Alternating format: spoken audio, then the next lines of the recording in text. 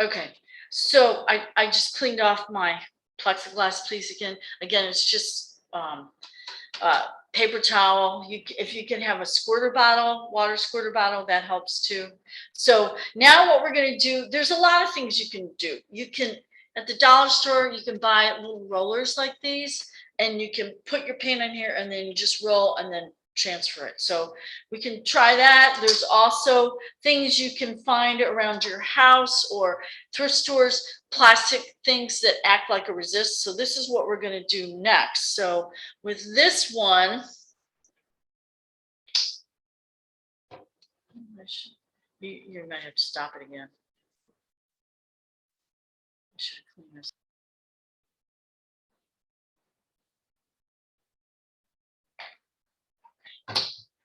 All right, go. Okay, so you can see with this, I'm putting more paint on than I did when I was using the plastic. So that's because these need more paint. So again, I'm just using a sponge brush and I'm just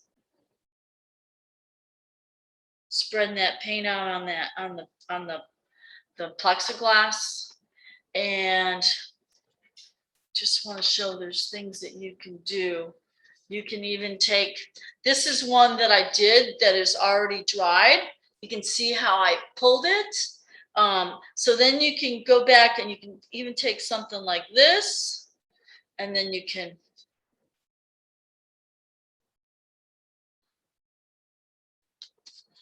see how I'm putting the stars on there. So this is just all this is just a stamp.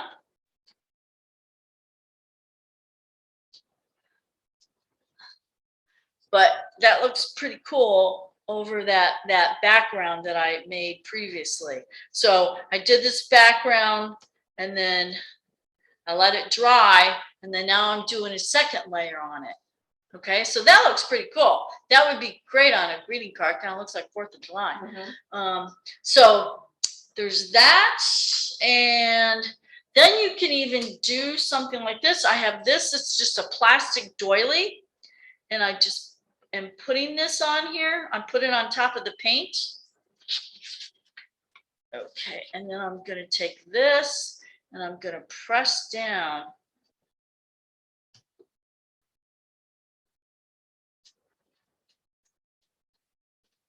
Okay, now this one didn't pick up too much. You can kind of see the stars, but if I take this off now, you can see I'm left with the imprint there from that doily. So now with this one, I'm going to take a big piece of paper, and this is where it's a little tricky. You're going to put the paper on there, but you don't want to hardly press down at all. You just want to make that paper touch, because if you press it, smudges that image. So I'm just basically just laying that on there, pressing very, very lightly. And then when I pull that off, I get that image on there. Okay. The more, let's see, I could probably even get another one out of this one. Sometimes you get more than one pull. It's called the ghost print. So there you can see that image on there too. So let me show you some pieces that I did that are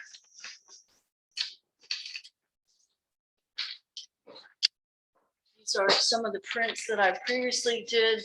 That was the long skinny one, this one. And then I did a pull off the plexiglass. This one is from this one. This was the mold. That was the pattern that I got. And then this is one of the ones I got from this round doily. That was the first one.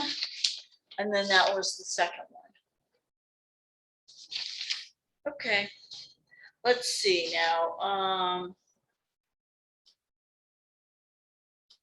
Okay, so what do you do with these? So now, I'm going to stand up for just a second.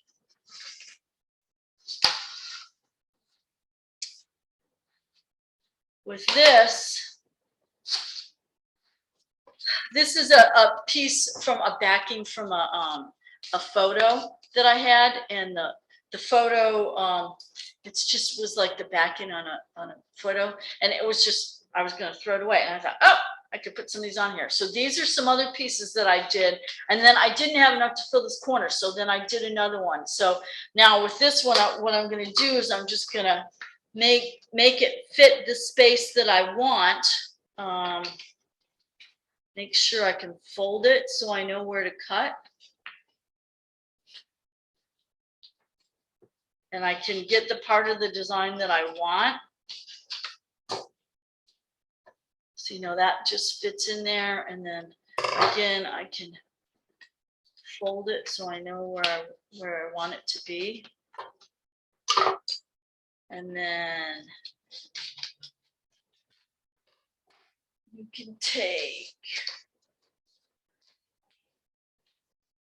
clear emerald's glue. This is just, and I just am putting this on the back of this. Don't need a lot of glue. And then this just fills up that last little space in there. So then I have it's kind of a collage piece, but I can go back on this and I can do stamping. I could put some stars in there. I could do stamping, or I could just do a drawing on top of this. So I've kind of got a mix of things. The color's more intense and the color's lighter in these. So, but you can use this as a base, and then you could glue things on here, or you can draw on here, or you could paint on here. So there's a lot of different things. And then I've got hooks on the back so I can hang it up on the wall. So probably when I'm done with this, I would put like a clear coat over this, just a clear acrylic coat just to protect it. So, and the greeting cards, where's my greeting card? Let's see.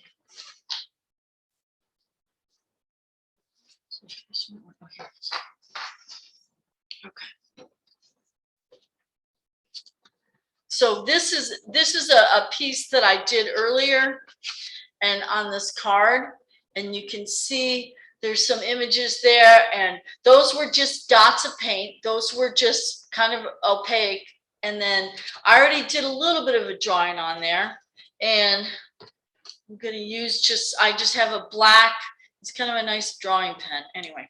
But this is just black ink, and then I just kind of, I don't know, I just kind of I see little images in them, and then I make little faces on there. And so, closer. So, and then I can put little ears on, I can put a nose in, mouth.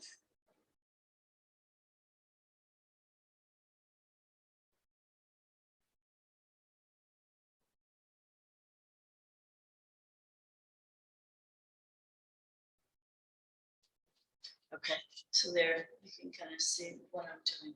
So I just use Sharpie pens. Sometimes I'll go back in and I'll kind of play with the color a little bit. I might, like on this one, you can see I had brown paint, and then I drew in there, and then I might take where those antennas are, and I'll go back in and color those in with Sharpie paints. So you can do a lot of different things. And like on the bottom one, color in his, you know, make some pants, do some stripes,